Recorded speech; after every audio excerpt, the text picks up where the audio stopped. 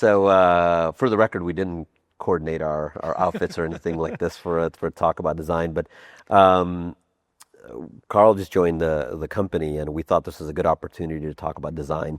Who's Karl Heiselman? Yeah, I wish I knew. I wish I knew. I think I would think of my career in three chapters. The first one, I did a whole bunch of different things, designed shoes, watches, posters, magazines, you name it. And I was kind of impatient and bounced around a lot. At the end of that chapter, I ended up being creative director of Swatch in Milan, which was fantastic. Got to live in a different country, appreciate my own country by doing that. Recommend that to anybody who hasn't left where they grew up. I had somebody the other day on the team ask me, should I specialize? And I was recommending like, go as wide as you can for as long as you can, because that makes you more interesting and different than the other person who's like gone deep and never left. Yeah, I had a whole range of experiences that just gave me a different perspective. Yeah. So, lots of different disciplines. And living in different places, which I think is always really healthy. The second chapter was I worked at one of the better brand and design companies called Wolff Olins. And I started out as a designer, a creative director, and by the end, for some reason, I ended up being the CEO. It was not my intention. What makes a good agency a good agency? Well, I guess the shortest answer to that is the people. Yeah. And agencies go in and out of being Because the product is the people's ideas. Exactly, and it's all about the culture. Like, how do you create the conditions for people to do great work? You're there for a while, 15 years, if I remember correctly. Yeah, just about 15 years. Yeah. First, I was asked to run the New York office, and it didn't occur to me. I always really just wanted to like focus on my craft. Early in your career in design, is it important to live in New York or to live in, let's say, an inspired place? Like, can you be in the suburbs of, Boise, Idaho, and make great things? I don't think there's a one size fits all. I think today it's easier to live anywhere because you've got the internet. Yeah. When I was coming up, there was no internet. Yeah. A mentor of mine for many years in the beginning of my career said, Carl, it's better to sweep the floors of the best place than be the CEO of the worst. Yeah. And I think that was code for, we want you to work for free. And I kind of did. I showed him my portfolio, and he was like, it's not very good, is it? Not very good, is it? And then he was like, how cheap can you work? And I was like, $15 an hour. I was like, all right, start tomorrow. But I showed up super eager. I was like, all right, what do I need to do to learn? And he had gone to Basel in Switzerland, and another creative director had gone to Basel in Switzerland. So they had a great craft. And in evenings, I was painting letter forms because I studied industrial design, but a bit of graphic design. And like, I was there before anybody. I left after everybody. I just put in the reps. Yeah, it's I know it's so cliche to say that that's what's required early in your career, because I think everyone wants a shortcut. Yet I think that's when you have the most amount of, frankly, time. You have family, you have kids. Exactly. You have time, and you're kind of more of a blank slate. Yeah. So you're much more willing, so that those extra reps actually have you explore areas, which might ultimately be a waste of time, but they inform. I think they inform your core work. I think also there's this relates to a statement that you have on your website, which I think goes something like, "For better, for worse, work is worship." Yeah. And I really identify that, because if you're doing the thing that you, it's so cliche to say, love or enjoy, and time goes away, then it's not like work. You're putting in the reps, but you're losing track of time. And you're like, for me, it was like doing variations on a design and like, just falling in love with the process. And if you're in that state, there's something about that. It's not to fool yourself, because if you don't like it, don't do the thing. But if you like it, you can really get into flow. 100%. And you can spend, I think that flow state concept in your 20s particularly is super, super important. I mean, I remember having a live workspace in San Francisco, and seriously, like 3 days would go by, and I you're like, oh my God, I haven't left the building. Yeah, yeah. So you're at this, very well-regarded agency. You end up at Apple. Why make the transition? You're Apple for a real amount of time, and you're Yeah. quite senior there. So at Wolff Olins, there was like a 5 to 7 year stretch at the end. We were just crushing it. Like, Yeah, great place to work. We were doing great work. We were known for it. We were making money, but that wasn't the goal. It just kind of felt like we'd won the Super Bowl a few years yeah, in a row, and it started to. I wasn't like looking, but I got a call from a recruiter. I wasn't that interested. He said, "Look, Karl, worst case, you turn him into a client." I'm like, "No, you're talking." yeah, So that's how I started, because I kind of thought I don't know, the perception from the outside was they were kind of arrogant. And no, but I went and met them, and awesome people. Like, everyone I met was super smart, really talented, and weirdly humble. And then there was an opportunity to be on the leadership team when Angela Ahrens, who was coming to run retail, and I'd seen her speak at a Fast Company conference before I went on. She went on. I was like, who is that? So all those things the universe is weird in that way, that things come together. Anyway, so I took the gig. About 6 months in, she asked me to come report to her and run a group called Retail Marketing and Communications, and build out this team, this design and creative team, to create this in-store experience called Today at Apple. In my agency days, it was, your currency was how to pitch, yeah, and how to learn an industry overnight. yeah, really quickly, yeah, Yeah, you got to go in. And then you have an hour to convince somebody to pick you. yeah. And are you just pitching back to agencies? Pitch back to back to back? I was, because I liked doing it, and I think I was good at it, and that's probably why I became like the front man. Yeah. I enjoyed that challenge of like, okay, you've got 2 weeks, you've got a brief, and you've got an hour to convince somebody of something. In our tactic always was kind of almost not do the work, but do the thinking. And I think the biggest difference is, so agency is about ideas, moving quickly, and convincing people. A place like Apple is more about building relationships, thinking longer term, and execution at scale. Yeah. So an idea is easy. Like, having the idea is the easy part. Doing it in 40 languages at scale, and you've got to convince engineering and other groups to rally behind that idea. It's a totally different skill set. Why Applied? There's two answers to that question. One is why leave Apple. I had a great job, great people, doing great work. So why leave that? The main reason there is that we had built such a good team. I kind of felt like they maybe didn't need me as much. Yeah. But also, I was starting to get a little bit bored, because the first half, 3/4 of that was building. Yeah. Kind of not from nothing, but from not a lot. Early nascent space, To, particularly in the beginning years, because it was a brand new vision, and building that out and seeing that happen all over the world was, will be in my greatest hits, right? Yeah. But I was almost where I was kind of like, you know what, I could do this for a couple more years and not work anymore. Yeah. And then I looked in the mirror one day, or at my wife. It's just like, who are you? Yeah. And so I got a few calls all at the same time. Again, the universe conspires to serve you up these questions. One was to run a big agency, a storied brand, and I was kind of emotionally drawn to that. But I kind of had done that, right? Yeah. I knew that path. I knew I would know how to do that path. And then I got a call from Jason on the, and I was like, applied? Who's applied? And then a lot of people say that. Exactly.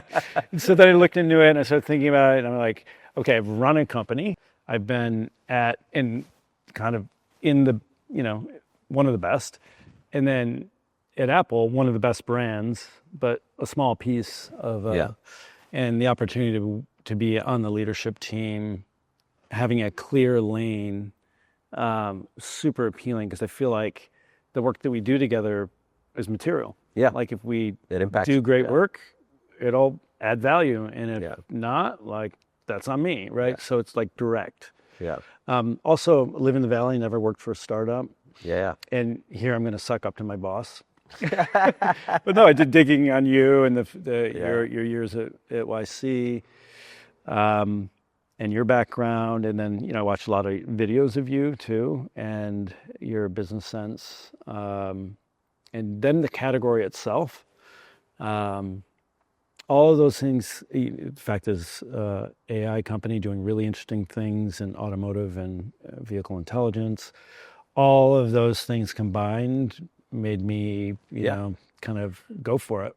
Yeah, let's talk a little bit about you're a designer, and I've worked with designers throughout my career. And in my heart of hearts, if I wasn't a poor immigrant, I probably would have gone to design. You told me that. Yeah, I remember that going, this could be a really good thing or a really bad exactly. thing. And South Asians, you're supposed to be a doctor or an engineer, so that doesn't fall into the category of design. But one of the things in this talk we I said, and I'd love to hear your answers, like developing taste. Number one, what is taste, just from your view? Number two is how do you develop it, and then how do you assess it? How do you look for it if you're interviewing or you're trying to pick an agency or something? I don't think there's a universal definition of taste. I think taste is developed very subjectively. And I think it comes from somebody falling in love with something and obsessing about it, right? So if I'm looking at a chair here, if you love furniture and you dive deep into it and you study it, maybe the answer here, Qasar, is putting in the reps and having the obsession on the thing. I don't think taste. As in you maybe know it at a very fundamental level and you reconstruct it. Yeah, I don't think somebody's just born with great taste. Yeah. Or you can learn great taste universally. It takes putting in the reps and studying something deeply and falling in love with something or hating something. And the people that tend to define taste tend to be the ones who are like cutting through and doing something completely different, right? Yeah, it's the old Picasso, his career, right? Yeah. You got to master the traditional things, There you go. and that actually lets you see things. So when you're interviewing, how do you know that this person has, we've struggled with that as a company. Like, how do you know that this person really has taste or can just articulate their ideas well versus actually has they have new ideas? Well, the portfolio, number one, somebody that I worked with in the past said, your resume and your portfolio get you in the door. And, I can spot that easily just from years of experience. Yeah. So you've seen enough portfolio. It's the old Berkshire Hathaway 10Ks. Read enough 10Ks, you can see what a good business is. Yeah, and for me, it's like, great typography, great art direction. Not the cliched work, stuff that is, if something looks like everything else you've seen, it becomes camouflage. Yeah. Right? So how do you... It's so interesting that bad taste is like some version of... the future good taste. Yeah. If it's intentional. Yeah, if it's and intentional. Comes from love. If it's intentional. Yeah, and it comes because from... the fundamentals are there. But like, I think what I was going to say was, I think in that, I've seen these, I would say, cliche portfolios. Yeah. And they do look strikingly similar. They do. Yeah. And they're just, it sounds so pithy, but they're not creative. Like in the most fundamental way. They're just not different than other things. And their portfolio is going to be based on where they were at and what they were allowed to do, right? Yeah. And so you've got to see through that. I always ask to see personal work. What does it mean to be creative? It's funny because we were just talking about going deep. Now I think to be really creative and do something new, you need to be studying things that aren't the thing that you're in. Yeah. So if you're in automotive design, study fashion. Yeah. Or music or just culture in general. Yeah. If you know what's going on around that, and you see that in art movements through Yeah. history, right? Where painters are talking to philosophers who are talking about to poets, and all of these things kind of intermingling to create something new. Whereas if you're a car designer and all you're doing is studying car design, Yeah. it's why a lot of cars look the same, Yeah. right? But if you're looking at adjacent fields, that's the way you get new. Yeah. So there's this macro point of doing the reps equals getting to know a subject matter really well, and injecting different like almost ingredients, intellectual ingredients to create. That's the going wide bit. So let's say you're Swiss and you went to Basel, Western typography, and then you go live in China. You're gonna have a different ingredient that is going to make you think differently about it. That's why I always encourage people to go wide, because maybe because in part I did, but those wide range of experiences give you those different ingredients. Those are the high level concepts. Let's talk about tactics. Okay. You know, you're a designer. What is design like today, and what should you be focused on? And there's a level of tumult that exists in the design community that hasn't existed. I agree. In at least in my existence. I agree. I read or heard that if you're not working with AI, you're going to be working for AI, which I thought has kind of summarized it. You should be embracing these tools. Yeah, you have to. But it doesn't mean that designers are going to go away. It just means you're going to have more powerful tools. I know I'm kind of saying the obvious thing here, but back in the day when I started, there actually were no computers, right? So you would typeset stuff with, we'd wax it, it didn't put me out of a job. Yeah. It will. The thing I worry about though is that even if you're a creative director and you say to your team or AI, give me 3 headlines for whatever, it's much faster to do it with AI. But someone still has to pick what's good and evolve it. And though I would say a lot, like you take design made to Gen AI or headlines, somehow you can see it's like the bad taste. They're not things with good taste. Yeah, I heard somebody say something like, Gen AI is kind of like an intern. Yeah. They're not going to give you great stuff, but it'll give you a starting point, et cetera. So I worry more about how people come up in the field in the future. Yeah. There'll still be creative directors who have to figure out, pick the right thing or work with the tool or whatever. But I worry for how you grow. So what do you focus on if you're a designer today? I would go wide. I'd have a ton of different experiences. I would live in different countries if you can. Yeah. I wouldn't be impatient to go too deep at one place. I would also say become obsessive about a personal project. Yeah. Start a magazine, create a product. Yeah. Those are the things that I kind of look for. Like, where's that crazy obsession? Yeah. Because again, if you're looking at a portfolio where someone could only get into certain brands, they're only going to do that kind of work. Now, this is not only for early career designers, but where there's this tension between high production volume, like just literally high output, versus like a really refined output. And early when I was at Google, I remember a design manager telling a designer, don't knock out this swag design for the team, because that's kind of what a production designer does, and we should have you do, it's almost like it's below you. And to my thinking is like, we're all on the same team. You just knock out the swag because it's a swag. What career advice do you have there? Yeah, I would say don't knock out anything. Try to make it the best thing you've ever done in your life every time. Yeah. I think back to I was a freelancer at Landor. I got the project to work on because it was an acquisition of different companies at that time, and that's when they became FedEx. And I got the job to work on the forms that you fill out. Yeah. And everyone's like, yeah, that was I loved it. Yeah, I loved it because you were actually affecting yeah, how people, like how easy you make that. yeah, So you can turn yeah. you can turn anything into like important work if you have the right So, attitude. but, expose yourself to a lot of things, get in the reps.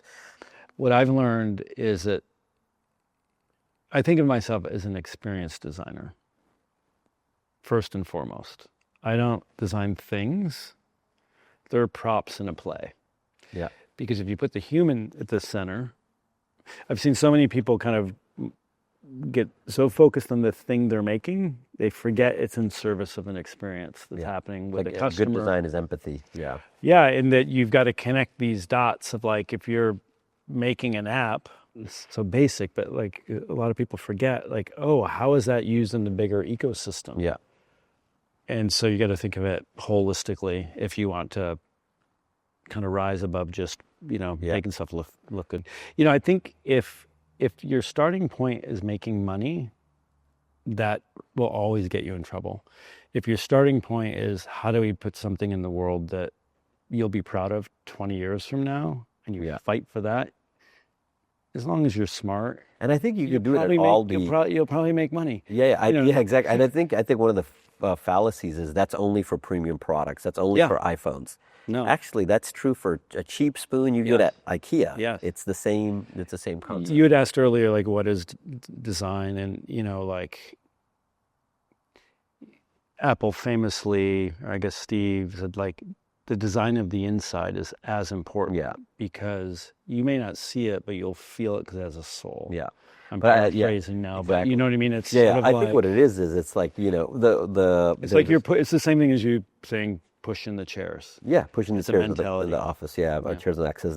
There's a aftermarket Porsche shop down in LA called Singer, and they do retro mods on 964 Porsches, 911s, and they have this in their garage they have this motto, which is everything is important. Yeah. And that's the reality. It's like so I think what's happening is if you're taking that much care on designing the innards, you're certainly going to take that much care in designing the packaging and but I think to end on a high note, which is there's a lot of opportunity in the world. Oh my God, yeah. There's so many poorly designed things. And buildings, like look at it, like half the buildings. Every time you travel, I mean, you walk through subways and trams, and you're like, probably to bring it back to what you said earlier, those are probably good reasons to spend time in Scandinavia or Japan. Yeah, like they've got it dialed. Yeah, it's there's some like studying the best. Yeah. Makes you better. Yeah. It is the analogy of being at a at a sweep company. the floors Sweep of the best floor. or the best place. Yeah, absolutely. Well, awesome. Well, thanks for taking the time to walk through your background and share a little bit of about design. I think all applied videos end with the same thing, which is applied.co/careers. I think we are hiring designers. Yeah. Come on, we're building a team. Let's go. Yeah. So that's also worth saying. But yeah, thanks. Cool. Thank you, Qasar.